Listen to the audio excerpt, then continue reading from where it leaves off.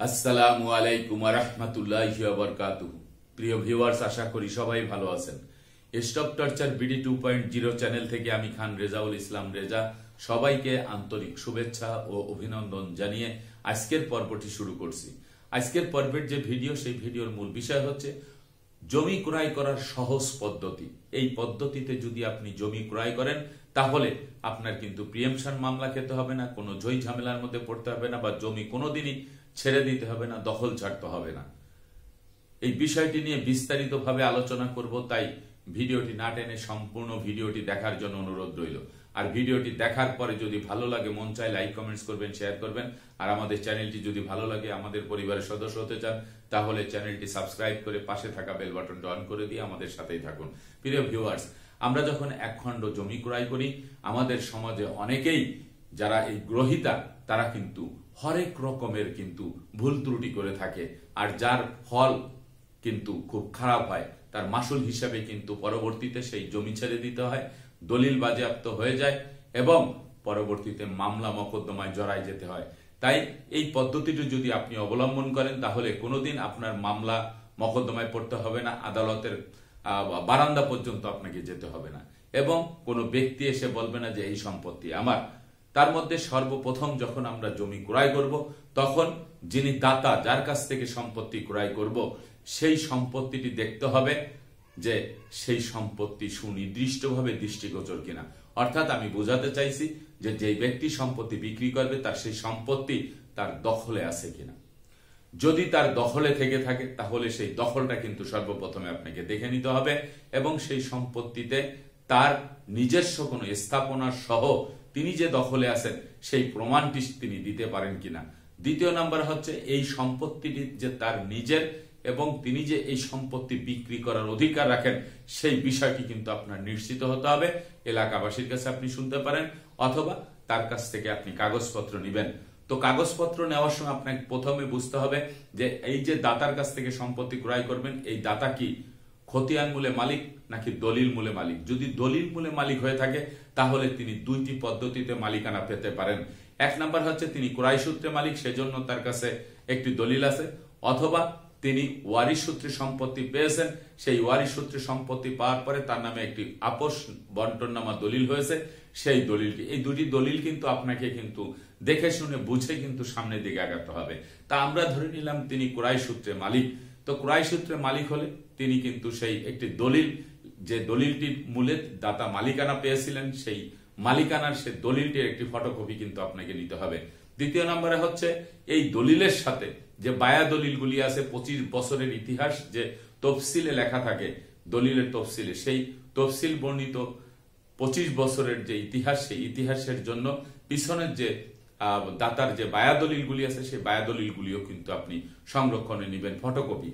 নেওয়ার পরে আপনাকে দেখতে হবে যে এই দলিলের সাথে সিএস খতিয়ান থেকে অদ্য পর্যন্ত যে খতিয়ানগুলি আছে, সেই খতিয়ানগুলি ঠিক আছে কিনা, সেই খতিয়ানের ফটোগুলো কপিগুলি নেবেন। অর্থাৎ আপনি যখন সম্পত্তি নেবেন, যে এলাকার সম্পত্তি নেবেন, সেই এলাকায় হালনাগাদ যে খতিয়ানটি হয়েছে, আমরা যদি ধরে নিই যে একটি এলাকায় আরএস খতিয়ান হয়ে আর কোনো খতিয়ান হয় নাই, তাহলে সিএস খতিয়ান, এসএ খতিয়ান, আরএস খতিয়ান, এই তিনটি খতিয়ানের ফটোকপি নেবেন। এবং যদি 4টি খতিয়ান হয়ে থাকে, সিএস খতিয়ান, এসএ খতিয়ান, আরএস খতিয়ান, বিআরএস খতিয়ান, তাহলে সেই 4টি খতিয়ানের ফটোকপি নেবেন। যদি শহর এলাকায় সিটি জরিপ হয়ে থাকে তাহলে সেই সিটি জরিপের খতিয়ানটিও কিন্তু আপনি নেবেন। নিয়ে তারপর আপনাকে মিলিয়ে দেখতে হবে যে সিএস খতিয়ান থেকে এই সম্পত্তি কার কার কাছে গেছে এবং সেই ধারাবাহিকতাটা ঠিক আছে কিনা। যদি সবকিছু ঠিক থাকে তাহলে দেখবেন যে যে দলিলটি আপনাকে দেওয়া হয়েছে, দাতার যে দলিল, সেই দলিলের যে চৌহদ্দিটি দেওয়া আছে এবং দাগ খতিয়ান নাম্বার দেওয়া আছে, সেই দাগ খতিয়ান নাম্বার অনুযায়ী চৌহদ্দি মোতাবেক আপনি সরজমিনের যে জায়গাটি আপনি দেখেছিলেন, সেই জায়গা ম্যাপ যে নকশা, সেই নকশার সাথে দলিলের চৌহদ্দির সাথে মিল আছে কিনা। যদি মিল থাকে তাহলে কিন্তু কোনো সমস্যা নেই। এই কার্যক্রমগুলি কিন্তু সর্বপ্রথম আপনাকে দেখে নিতে হবে। দেখার পরে আপনি এই কাগজপত্রগুলি আপনি যেই সংশ্লিষ্ট বিভাগ থেকে কাগজগুলি পাওয়া গেছে, যেমন আপনি দাতার কাছ থেকে যে দাতার যে দলিলটি নিয়েছেন, যে ক্রয় সূত্রে তিনি মালিক, সেই মালিকানার দলিলটি নিয়ে আপনি সাব রেজিস্ট্রার অফিসে তল্লাশি দিয়ে দেখবেন এই দলিল সেখানে পাওয়া যায় কিনা, এবং এই দলিলের এগেনস্টে তিনি অন্য কাউকে হাবা করে দিয়েছে কিনা, অন্য কারোর কাছে আগে বেচা বিক্রি হয়েছে কিনা, এই বিষয়টা কিন্তু আপনার পরিষ্কার হতে হবে। সাব রেজিস্ট্রার অফিসে যখন আপনি যাবেন, তল্লাশি দেবেন, এই জমি যদি বিক্রি হয়ে থাকে তাহলে এই সম্পত্তি কিন্তু ওখান থেকে মাইনাস হয়ে গেছে, বিচ্যুতি হয়ে গেছে, সেখান থেকেই কিন্তু আপনি প্রমাণ পেয়ে যাবেন। সবকিছু যদি ঠিক থাকে তাহলে আপনি সরাসরি কি করবেন, সিএস খতিয়ান, এসএ খতিয়ান, আরএস খতিয়ান, এই সকল খতিয়ানগুলি আপনি ভূমি অফিসে গিয়ে তল্লাশি দেবেন। আপনি তহসিলদার থেকে শুরু করে উপজেলা ভূমি অফিসে গিয়ে আপনি সরাসরি এগুলি তল্লাশি দিয়ে দেখবেন এই খতিয়ানগুলি ঠিক আছে কিনা। যদি ঠিক থাকে তাহলে দলিল এবং খতিয়ান সম্পূর্ণ যখন ঠিক আছে এবং আপনার চৌহদ্দি মোতাবেক জমিও যদি ঠিক থাকে তাহলে কিন্তু কোনো সমস্যা নেই। এই কাগজপত্রগুলি ঠিক থাকার পরে তারপরে আপনি কিন্তু তার সাথে আদান লেনদেন করবেন, কারণ এর আগে লেনদেন করতে গেলে আপনি কিন্তু বিপদে পড়ে যাবেন। আর একটি বিষয় দেখবেন যে এই সম্পত্তিতে যে দলিলটি আপনাকে দেওয়া হয়েছে সেই দলিলটি যদি অবিকল নকল সিলটি মারা থাকে অথবা ইংরেজিতে যদি সার্টিফাইড কপি সিল মারা থাকে দলিলের উপরে, তার ফটোকপি যদি আপনাকে দেয় তাহলে আপনি মনে করবেন এটি অরিজিনাল দলিল নয়, এটি হচ্ছে সার্টিফাইড কপির ফটোকপি। কারণ এই দলিলটি যদি দাতার কাছে জিজ্ঞাসা করেন তখন তিনি কি বলবেন যে আমার এই দলিলটি হারিয়ে গেছেন, কিন্তু এটি হারিয়ে না গিয়ে এটি কিন্তু ব্যাংকের কাছে মর্টগেজ রেখে তারপরে তিনি কিন্তু ঋণ নিতে পারেন। এই বিষয়টি কিন্তু মাথায় রাখতে হবে। আপনি সবসময় চেষ্টা করবেন যে অরিজিনাল দলিলের ফটোকপি দিয়ে আপনি সার্চিং দিবেন এবং তার কাছে অরিজিনাল দলিল আছে কিনা। যদি অরিজিনাল দলিল না থাকে, বর্তমান সমাজে বা বর্তমান প্রেক্ষাপটে দেখা যায় যে অধিকাংশ মানুষই কিন্তু নিজের অরিজিনাল দলিল দিয়ে ব্যাংকে মর্টগেজ রেখে তারপরে ঋণ নিয়ে থাকে এবং সেই ঋণ খেলাপির দায়ে পরবর্তীতে এই সম্পত্তি কিন্তু নিলাম হয়ে যায়। কারণ সরকার কখনোই একটি টাকা ছাড় দেওয়ার পক্ষে কিন্তু তারা কাজ করে না।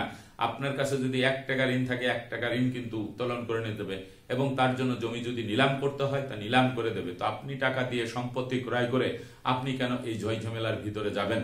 তো এই কাগজপত্রগুলি সম্পূর্ণ যখন কমপ্লিট চেক করা হয়ে যাবে তখন যাই আপনাকে দেখতে হবে যে এই সম্পত্তিটির যে মূল্য, সেই মূল্য নির্ধারণ করে আপনি যখন তাকে টাকা আদান প্রদান করবেন সেইখানে আপনি আরো একটি টেকনিক করতে পারেন। সেটি হচ্ছে যে আপনি রেজিস্ট্রি বায়নাপত্র করতে পারেন। এখন হাত বায়না বা নন জুডিশিয়াল স্ট্যাম্পের উপরে লিখিত বায়না, এইগুলি কোনো বায়নাপত্র নাই। এখন সরকারি আদেশ এবং আইন অনুযায়ী সরাসরি আপনার সাব রেজিস্ট্রার অফিস থেকে রেজিস্ট্রি বায়না করতে হবে। কারণ রেজিস্ট্রি বায়না করলে আপনার জন্য সুবিধা হচ্ছে এটি যে দাতার জন্য সুবিধা, গ্রহীতার জন্য সুবিধা। রেজিস্ট্রি বায়না করলে যদি দাতা পরবর্তীতে টাকা নেওয়ার পরে যদি দলিল করে না দিতে চায় তাহলে বিজ্ঞ আদালত কর্তৃক আপনি এই সম্পত্তি কোনো অবশিষ্ট টাকা বাকি থাকলে আদালতের মাধ্যমে টাকা দিয়ে আপনি কিন্তু দলিল করে নিতে পারবেন। আবার যদি দাতার জমি গ্রহীতা না নিতে চান তাহলে গ্রহীতার বিরুদ্ধে আইনগত ব্যবস্থা নিয়ে তারা কিন্তু সেই আদালত কর্তৃক ক্ষতিপূরণ সহ গ্রহীতার টাকা ফেরত দিয়ে সেই জমি অবমুক্ত করতে পারবেন এই রেজিস্ট্রি বায়নাপত্র করে। আর যদি আপনি নন জুডিশিয়াল স্ট্যাম্পের উপরে করেন তাহলে এই নন জুডিশিয়াল স্ট্যাম্পের যেই কাগজ সেটি কিন্তু কোনো আদালতের গ্রহণযোগ্যতা পাবে না, এর জন্য কিন্তু পরিপত্র জারি করা আছে। প্রিয় ভিউয়ার্স, এই বিষয়গুলি কিন্তু 100% দেখতে হবে। তারপরে হচ্ছে আপনার যদি ওয়ারিশি সম্পত্তি হয়, আপনি যদি মনে করেন যে ব্যক্তির কাছে সম্পত্তি ক্রয় করতেছেন সেই ব্যক্তির দলিল পেয়েছে কিন্তু সেটা আপোষ বন্টনামা দলিল, সেই আপোষ বন্টনামা দলিলের পাশাপাশি আপনি কিন্তু সরাসরি একটি ওয়ারিশ কায়েম সনদ কিন্তু সেখান থেকে নিতে হবে। এই যে ওয়ারিশ কায়েম সনদ, এই ওয়ারিশ কায়েম সনদ কিন্তু 100% আপনি তাদের কাছে চেয়ে বসবেন। কারণ এক খণ্ড জমি যখন অবিভক্ত অবস্থায় থাকে, অনেক ভাই বোনেরা দেশের বাইরে থাকে, তারপরে এক ভাই দেখা গেছে মারা গেছে, এক বোন মারা গেছে, তার সন্তানরা দূর দূরান্ত থাকে, তারাও কিন্তু এই অবিভক্ত সম্পত্তির মালিক। তাদেরকে বাদ দিয়ে ওয়ারিশ কায়েম সনদ নিয়ে দেখা গেছে অন্য ভাইয়েরা আপোষ বন্টনামা দলিল করে তারা কিন্তু এই সম্পত্তি বিক্রি করে। এই জন্য আপনারা ওই এলাকায় খোঁজ করবেন এবং যিনি জমির মালিক তার কাছ থেকে ওয়ারিশ কায়েম সনদটি কিন্তু আপনাকে 100% নিতে হবে। তারপরে আর একটি বিষয় হচ্ছে যে বর্তমানে আপনি যদি জমি রেজিস্ট্রি করতে যান তাহলে আপনার কিন্তু ইনকাম ট্যাক্স, যেটা আয়করের যে প্রত্যয়নপত্র, সেই প্রত্যয়নপত্র কিন্তু আপনাকে লাগবে এবং আয়কর ওপেন করে আপনি একটি আইডি ওপেন করে সেখান থেকে কিন্তু আপনার একটি প্রত্যয়নপত্র কিন্তু আপনার নিতে হবে। এই বিষয়টা কিন্তু 100% কিন্তু থাকতে হবে। তারপরে যদি কোনো ব্যক্তি যদি 12 বছরের অধিককাল পর্যন্ত যদি সম্পত্তি ভোগ দখলে থাকেন এবং এই সম্পত্তির যদি কোনো দলিল বা দলিলাদি কোনো কিছু না থাকে, যদি কোনো ব্যক্তি তামাদি আইনের 28 ধারা মোতাবেক 12 বছরের অধিককাল পর্যন্ত ভোগ দখলে থাকেন এবং তিনি যদি কোনো কারণে সেই সম্পত্তির মালিকানা পাওয়ার জন্য আদালতে মকদ্দমা করেন, আদালত যদি তার পক্ষে যদি জাজমেন্ট দিয়ে থাকে, তাহলে সেই জাজমেন্টের ভিত্তিতে তাকে মালিকানা দেওয়া হয়েছে। এই মালিকানার কাগজ নিয়ে যদি তিনি নামজারি করে সেখানে শান্তিপূর্ণভাবে বসবাস করে থাকেন, তাহলে সেই আদালতের যেই ডিগ্রি বা জাজমেন্টের কপি, সেই কপি কিন্তু আপনাকে নিতে হবে এবং তার নামে যে এসিল্যান্ড অফিস থেকে যে নামজারি করা হয়েছে সেই নামজারির কাগজও কিন্তু আপনাকে নিতে হবে।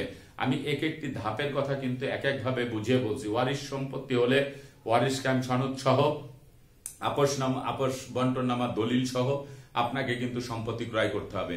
যদি আদালত কর্তৃক কোনো ডিগ্রি নাই তামাদি আইনের 28 ধারা মোতাবেক, তাহলে তামাদি আইনের সেই ডিগ্রি সহ আপনার এসিল্যান্ড থেকে সেই নামজারি করে তার কাছ থেকে নিতে হবে। আর যদি ক্রয় সূত্রে মালিকানা, যিনি দলিল মূলে মালিক, সেই বিষয়টি আলোচনা করেছি। এই বিষয়টি কিন্তু আপনার 100% মাথায় রাখতে হবে।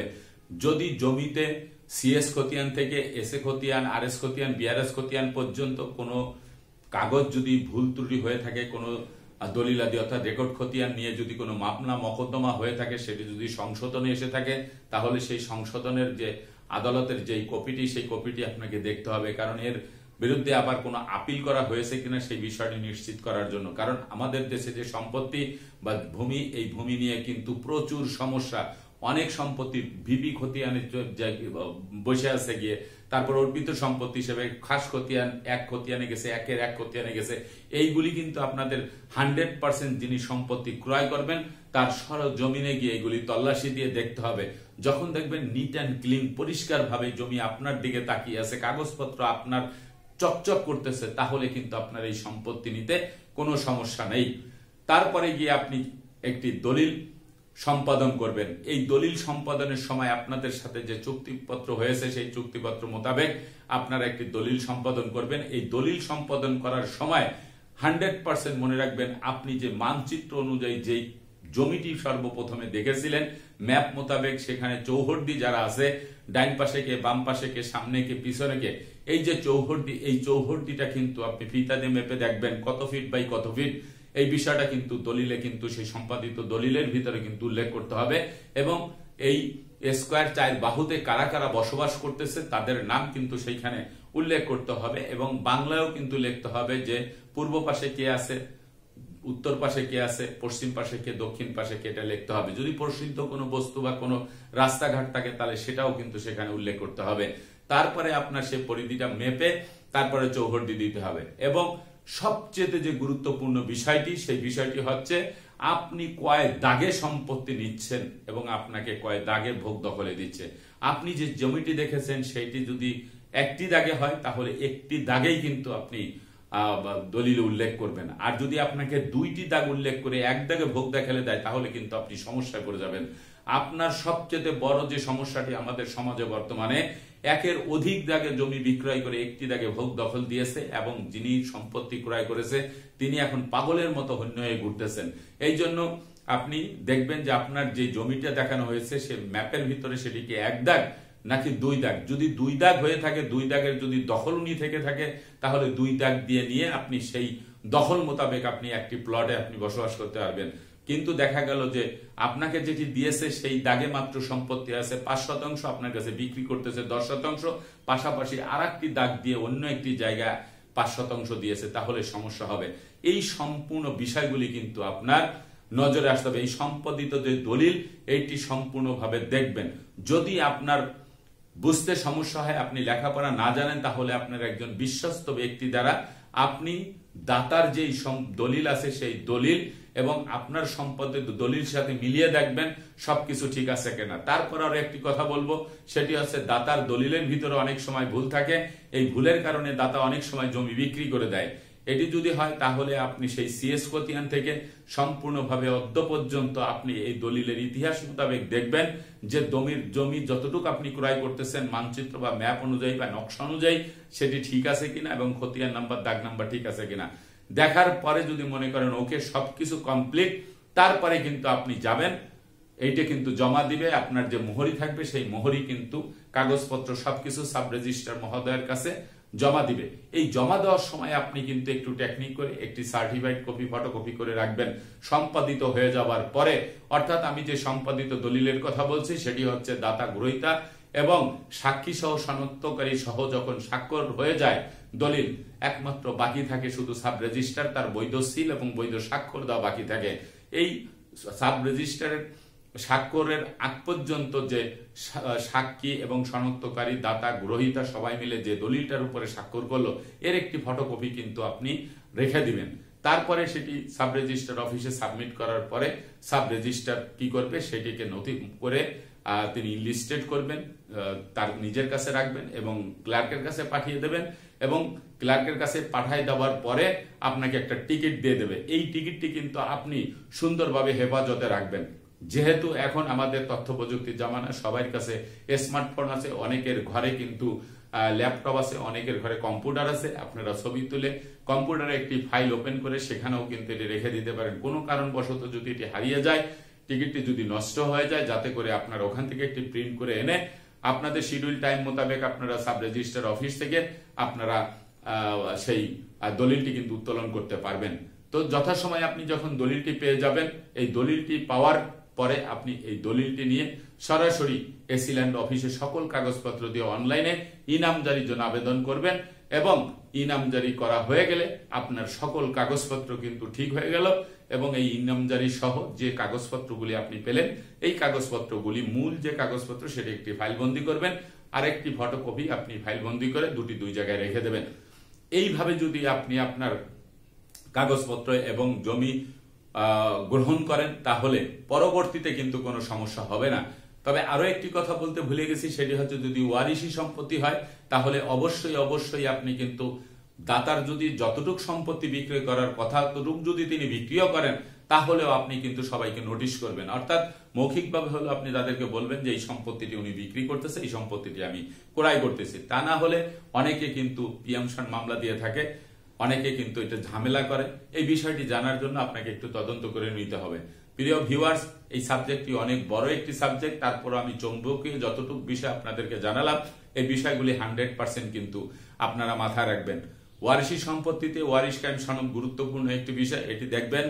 আর দলিলি সম্পত্তি যদি হয় ক্রয়সূত্রে সম্পত্তি তাহলে প্রত্যেকটি রেকর্ড খতিয়ানও কিন্তু আপনি সুন্দরভাবে দেখবেন এবং বায়া দলিলের সাথে সবকিছু দেখবেন। দলিলে দাগ খতিয়ান নাম্বার সবকিছু কিন্তু 100% ঠিক আছে কিনা, চৌহদ্দি ঠিক আছে কিনা, সরজমিনে যে পজিশন আপনাকে দেখানো হয়েছে সেই পজিশন মোতাবেক আপনার দলিলের সবকিছু ঠিক আছে কিনা এই বিষয়টি কিন্তু আপনার দেখতে হবে। আর যদি খতিয়ান মূলের মালিক হয়ে থাকে তাহলে সিএস খতিয়ান থেকে হালনাগাদ পর্যন্ত প্রত্যেকটি খতিয়ান এই জমির মালিকের নামে কিন্তু থাকতে হবে।